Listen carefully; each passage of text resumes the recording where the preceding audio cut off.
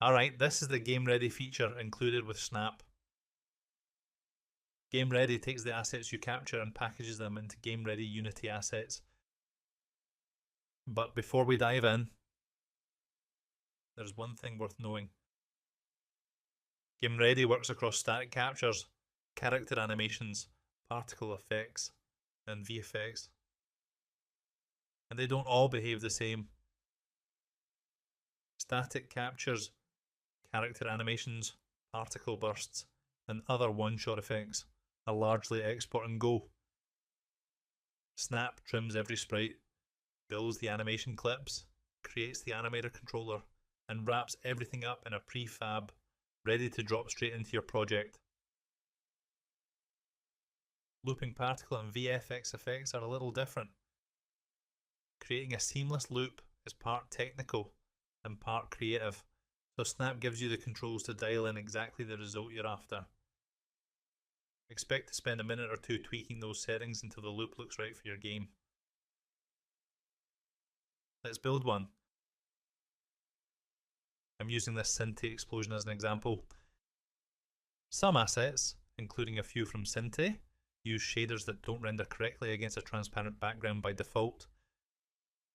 So I'll enable force export shaders for the preview. Now I'll frame the effect. It doesn't need to be perfectly centered. I just want to make sure the entire explosion stays inside the capture area. With that done, I'll switch over to the Game Ready Export tab, because this asset uses the same shaders. I'll enable force export shaders here as well. Then I'll set shader mode to none, so the exported sprites have a completely transparent background. Once the capture is finished, we'll open the Game Ready window. If you want to customize things like the output name, animation or frame rate, sprite pivots, and more, you can. For this walkthrough though, I'm leaving everything in the defaults, so you can see exactly what Snap produces straight out of the box. Let's export it. While that's running, Snap trims every sprite, creates the animation clips, builds an Animator Controller, wraps everything in a prefab, and organizes everything into a clean folder structure, ready for your project. Now let's look at a character export. Unlike our explosion, a character has a lot more going on.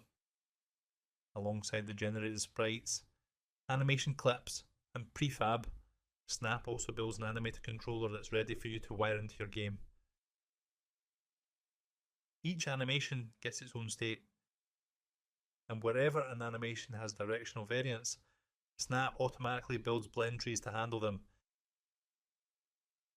Watch this. I've got the scene running and the animator window open. As I drag the MoveX and MoveY parameters, the blend tree immediately switches to the correct facing. No code, no scripts, just the Animator Controller selecting the correct animation based on the values you feed it. One thing you'll notice though is what's missing. There are no transitions between states, and that's entirely intentional. Should your character switch from idle to walking automatically? Can they jump while attacking? Should taking damage interrupt an animation? Should an NPC behave differently from the player? Those aren't questions Snap can answer, because they're gameplay decisions that belong to your game. If Game Ready tried to make those decisions for you, there's a good chance you'd end up deleting them anyway. Instead, it gives you a clean, organised foundation. Every animation is ready to use. Every directional blend tree is already configured, and the prefab is ready to drop straight into your project. So, to recap, static captures, character animations, particle bursts, and other one-shot effects are largely export and go. Seamless looping particle and VFX effects are the exception. Snap gives you the controls to fine tune those loops, because that's where the creative work happens.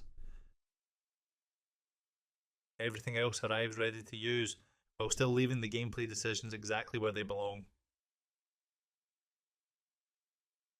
Snap builds the production ready assets. You decide how they behave